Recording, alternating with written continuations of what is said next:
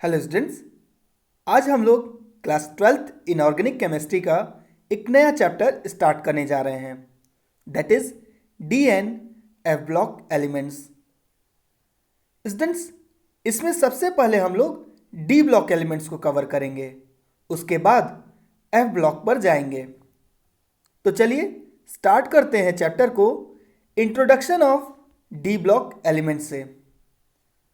तो देखिए बच्चों, डी ब्लॉक एलिमेंट्स को ट्रांजिशन एलिमेंट्स या फिर ट्रांजिशन मेटल्स भी कहा जाता है, जिनका जनरल इलेक्ट्रॉनिक कॉन्फ़िगरेशन होता है NS0 to 2 N-1D 1 to 10। अगर आप पीरियोडिक टेबल को ऑब्जर्व करो तो S ब्लॉक और P ब्लॉक इन दोनों के बीच में प्रेजेंट होता है डी ब्लॉक, जिसको मैं अभी स्क्रीन पर कवर किया हूं। अगर आप डी ब्लॉक में इन्वॉल्व ग्रुप्स की बात करें तो इसमें ग्रुप नंबर 3 से group number 12 means total 10 groups involve होते हैं। और अगर वहीं पीरियड की बात करें तो इसमें पीरियड नंबर 4 से लेकर period number 7 that is total 4 periods involve होते हैं। अगर और डीप में जाएं तो पीरियड नंबर 4, जिसे हम लोग 3D सीरीज भी कहते हैं, क्योंकि इसमें filling of 3D subshell involve होता है। ये स्कैंडियम से स्टार्ट होके जिंक पर ख़त्म होता है। इसी तरह इसके नीचे अगर पीरियड नंबर 5 की बात करें तो इसे 4D सीरीज भी कहते हैं, क्योंकि इसमें filling of 4D subshell involve होता है। तो ये सीरीज येट्रियम से स्टार्ट होकर कैडमियम पर ख़त्म होता है। अब आते हैं थोड़ा और नीचे, that is period number 6 and period number 7। बच्चों, ये दोनों ही थोड़ा ध्यान देने वाले हैं।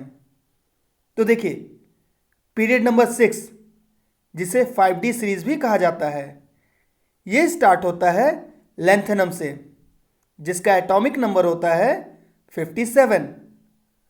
और इसके ठीक बाद के 14 elements from atomic number 58 to 71, जिन्हें हम लोग लेंथेनाइट सीरीज भी बोलते हैं, ये अलग से लिखे जाते हैं नीचे में, क्योंकि वे एफ ब्लॉक में एग्जिस्ट करते हैं। तो बच्चों, लैंथेनम के जस्ट बाद नंबर आता है हाफमोनियम का, जिसका एटॉमिक नंबर होता है 72। और इससे स्टार्ट होकर ये सीरीज मरकरी पर ख़त्म होता है, जिसका एटॉमिक नंबर होता है 80। और इसी तरह अगर हम पीरियड नंबर 7 की बात करें, जिसे 6D सीरीज कहा जाता है, तो ये स्टार्ट होता है एक्टिनियम से, जिसका एटॉमिक नंबर होता है 89। यहाँ पर भी इसके ठीक बाद के 14 elements from atomic number 90 to 103, जिन्हें हम एक्टिनाइट सीरीज भी बोलते हैं, ये भी अलग से लिखे जाते हैं, क्योंकि ये भी एफ ब्लॉक में एग्जिस्ट करते हैं। तो बच्चों, डी ब्लॉक में एक्टिनियम के ठीक बाद नंबर आता है रदरफोर्डियम का, जिसका एटॉमिक नंबर होता है 104। और यहाँ से स्टार्ट होकर ये कॉपरनीशियम पर ख़त्म हो जाता है, जिसका एटॉमिक नंबर होता है 112। तो चलिए बच्चों, इन सभी इंफॉर्मेशन को लिख लेते हैं वन बाय वन। तो हम लोग नेक्स्ट पॉइंट इसमें ऐड कर सकते हैं कि it contains 10 groups from group 3 to group 12. Next point is it contains 4 periods from period 4 to period 7. Period 4, that is also known as 3D series, starts from scandium, ends at zinc. Period number 5, जिसे हम लोग 4D series भी बोलते हैं, ये yttrium से start होके cadmium पर ख़त्म होता है। पीरियड नंबर 6, जिसे हम लोग 5D सीरीज बोलते हैं, ये लैंथेनम से स्टार्ट होता है, फिर 14 एलिमेंट्स गायब होते हैं, फिर हाफमोनियम से स्टार्ट होके मरकरी पर ख़त्म होता है। और इसी तरह पीरियड नंबर 7, जिसे हम लोग 6D सीरीज भी बोलते हैं, ये एक्टिनियम से स्टार्ट होता है, फिर 14 एलिमेंट्स गायब होते हैं, फिर रदरफोर्डियम से स्टार्ट होके कॉपरनीशियम पर ख़त्म हो जाता है।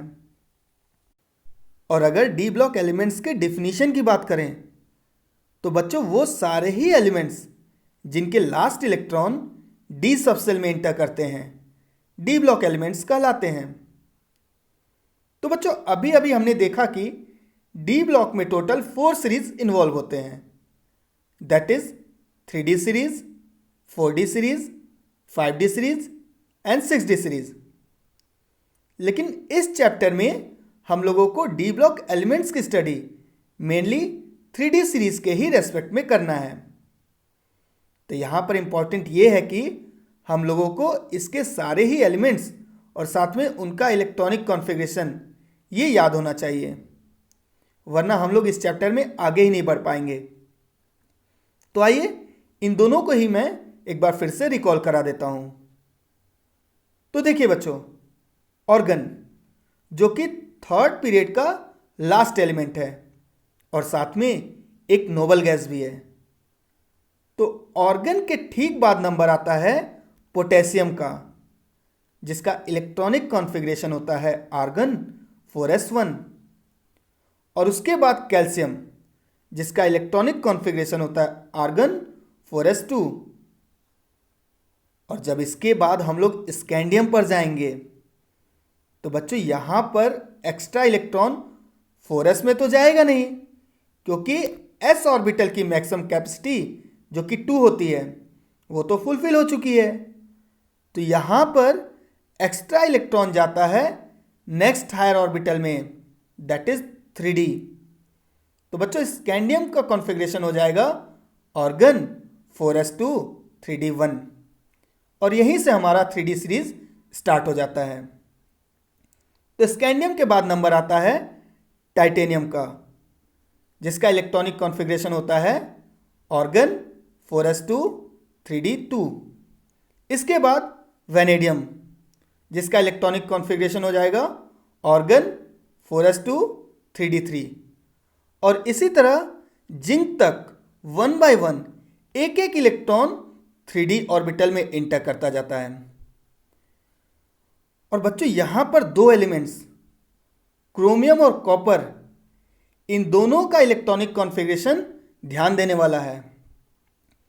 अगर क्रोमियम की बात करें तो इसका इलेक्ट्रॉनिक कॉन्फ़िगरेशन होना चाहिए था ऑर्गन 4s2 3D4, लेकिन यहाँ पर 4s का एक इलेक्ट्रॉन 3D में ट्रांसफ़र हो जाता है, जिसके कारण इसका नया इलेक्ट्रॉनिक कॉन्फ़िगरेशन हो जाता है 4s1 3D5, जो कि हाफ फिल्ड होने के कारण पहले से ज़्यादा स्टेबल हो जाता है।